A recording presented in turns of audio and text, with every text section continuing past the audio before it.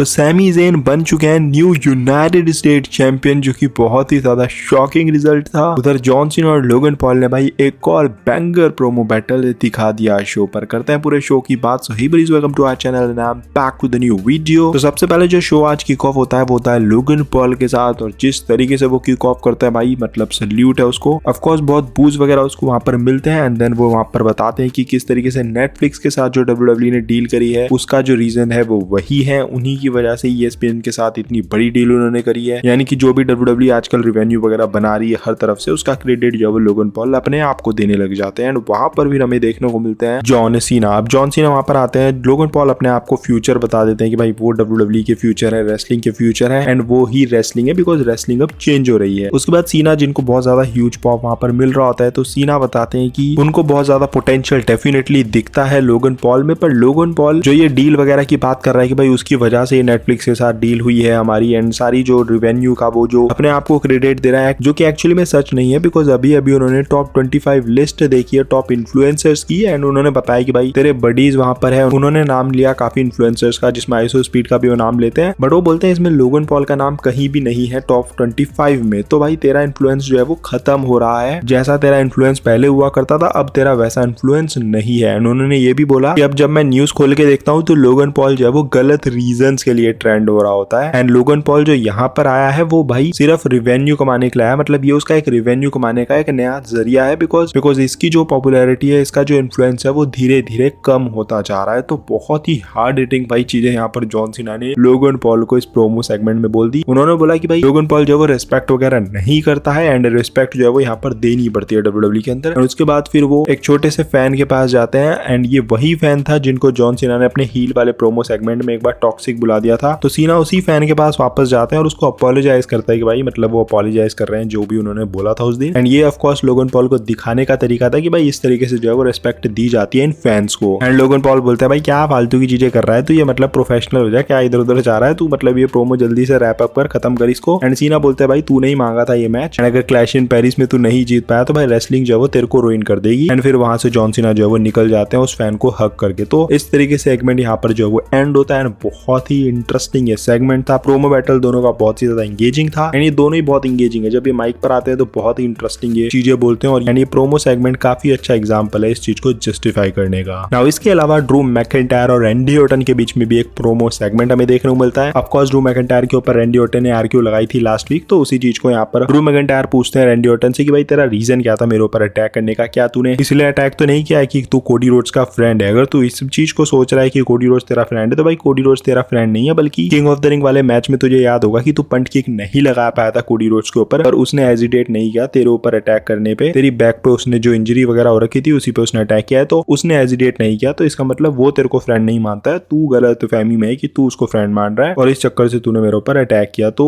इस चीज को क्लैरिफाई करते हैं रैंडी ऑर्टन कि भाई तूने पॉइंट तो बहुत ही ज्यादा अच्छा बोला है, पर मैंने तेरे ऊपर कोडी रोड्स की वजह से अटैक नहीं किया, बल्कि मैंने तेरे ऊपर इसलिए अटैक किया है क्योंकि तू एक फ्रीक है। और ये चीज सुनते ही साथ भाई ड्रू मैकिंटायर एक ग्लास को किस लगा देते हैं रैंडी ऑर्टन के ऊपर एंड वहां पर फिर क्लेमोर लगाने की कोशिश करते हैं जिसको रैंडी ऑर्टन डक करते हैं। फिर उसके बाद DDT लगाते हैं एंड फिर वहां पर एक आरक्यू लगाने के लिए रेडी होते हैं, बट सिक्योरिटीज वगैरह आ जाती हैं एंड ऑफ कोर्स सबको पता होता है कि सिक्योरिटीज के साथ होने क्या वाला है जब रैंडी ऑर्टन रिंग में है। तो सब सिक्योरिटीज को वहां पर आरक्यू लगती है एंड वो पंट किक लगाने के लिए पूरा सेट कर देते हैं, बट पंट किक लगा नहीं पाते हैं बिकॉज ऑफ कोर्स वहां से ड्रू मैकिंटायर जो वो समहाउ एस्केप कर जाते हैं। तो इनका मैच भी भाई सेटअप हो चुका है, 2 हफ्तों में WWE ने ये मैच सेटअप कर दिया, बहुत जल्दी करा है, बट आई थिंक इंटरेस्टिंग है, मजा आएगा इनके मैच को देखने में। देखते हैं WWE किस तरीके से इस मैच को बुक करेगी, किस तरीके से दिखाएगी चीजें। एंड ऑफ कोर्स एक छोटा सा यहाँ पर टीज भी दिखा दिया क्योंकि आपको पता है कि रैंडी ऑर्टन जो है वो टर्न करने वाले हैं कोडी रोड्स के ऊपर, क्योंकि उनका मैच WWE ने पोटेंशियली कराना है। हो सकता है रेसलमेनिया में कराए क्योंकि टीजेस तो वहीं के हैं ज्यादा, तो फिर ये चीज WWE ने छोटा सा एक टीज